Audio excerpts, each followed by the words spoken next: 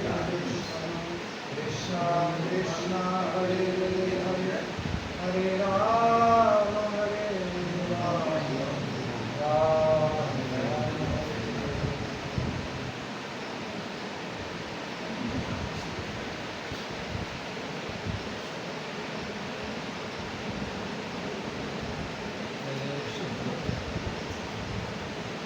আগে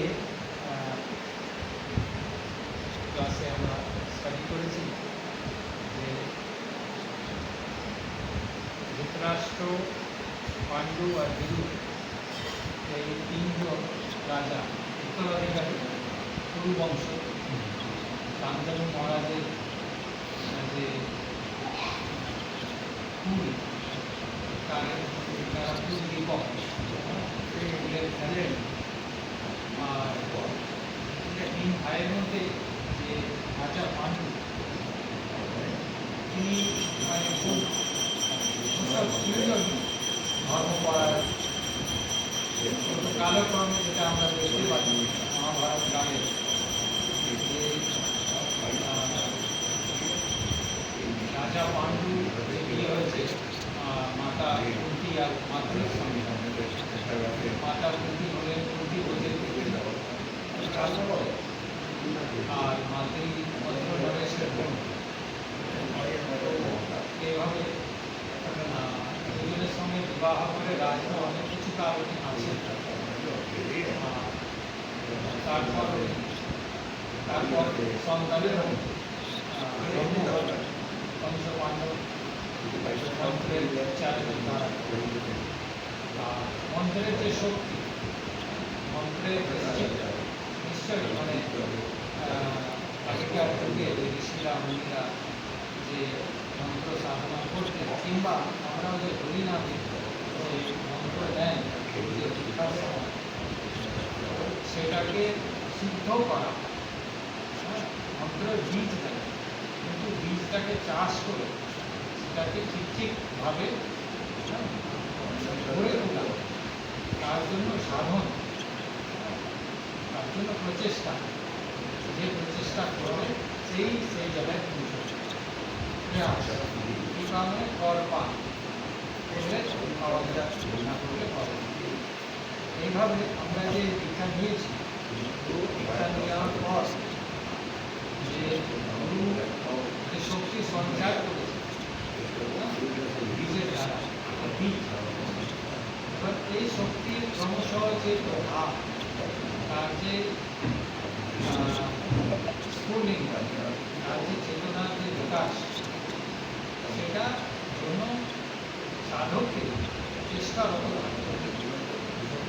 এই সমাজের মধ্যে, আহারের মধ্যে, চিন্তার মধ্যে, চেতনার মধ্যে ক্রমাগত যাতে একটা বিকাশ হয়, সে বিকাশের দিকে উল্টো করে। সে যদি চেষ্টা না করে তাহলে এটা অটোমেটিক্যালি রেজাল্ট হবে। আমরা ট্যাবলেট খেলাম, তারপরে আস্তে আস্তে তার ক্রিয়া হয়। তো যে গুরু দীক্ষা দেয়, দীক্ষাটা হলো একটা প্রসেস ইনিশিয়েট করা, একটা বিধি আরম্ভ করা।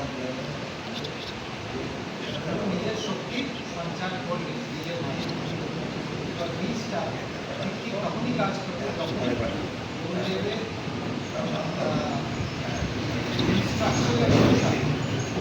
তার বিধি সে বলেছে সে অনুসারে আমি চলবো, আমাকে জাগ্রতি আর গুরুদেব সময় অন্তরালে আবার চিন্তার মাধ্যমে, রিলেশনের মাধ্যমে, কোনো মেসেজের মাধ্যমে সবসময় উনি প্রকাশ দেবেন, কীর্তি চলছি। তো গতকাল একটা ভিডিও দেখছিলাম আর এই সম্বন্ধটা জানা খুব উচিত। এজন্য হচ্ছে যে এই যে বিভিন্ন শাস্ত্র আমরা করি, শাস্ত্র পড়ার ক্রমে আমাদের যে জ্ঞানের উৎপত্তি হচ্ছে,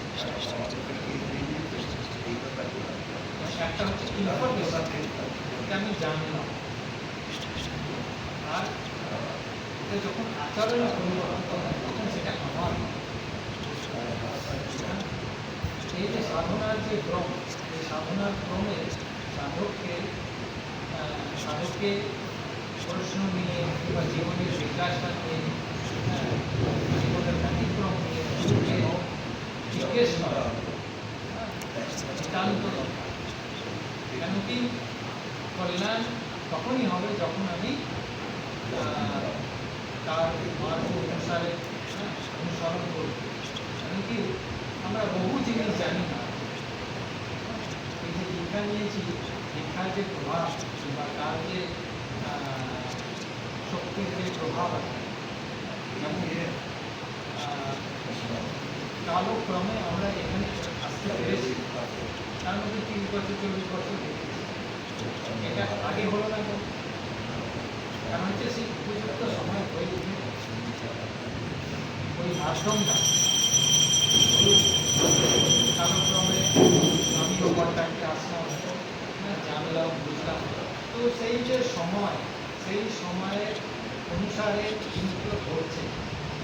তো আমার যদি প্রচেষ্টা তীক্ষ্ণ হয়, আমার মধ্যে যদি ব্যাকুলতা সাধনার প্রতি আমার যে উপাসনা সেটা যদি তীক্ষ্ণ হয়, তাহলে জিনিসগুলো আরো তাড়াতাড়ি ঘটবে।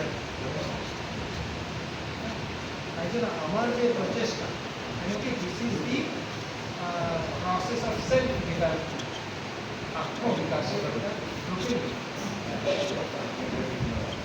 তার জন্য মন বাণী সংযম করা একটা সাধনা। কেন কি আমাদের যে দেশ বাঁচো বেগম মানে সাধো বেগম উপস্থ মনের যে বেগ, মনের বেগটা সাধারণ মানুষ আমরা অতটা সংযমী নয়।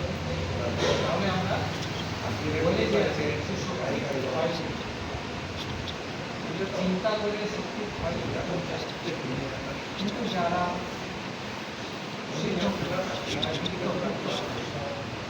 ওনারা শক্তিটাকে সঞ্চয় করে,